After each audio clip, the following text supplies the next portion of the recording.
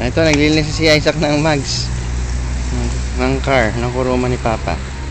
Ayan. Ayan, naglilinis si Isaac ng mags, oh. Wow, very good, ah.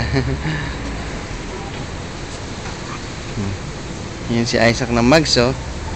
Papakinabangan na. Siya pa nag-ulak sa akin na maglinis ng kuruma, ng car. Sa kabila naman, ay sa kabila. Okay. Yan. Very good, oh. Yan si Isaac ng kuruma, ng car ni Papa. Very good, ah.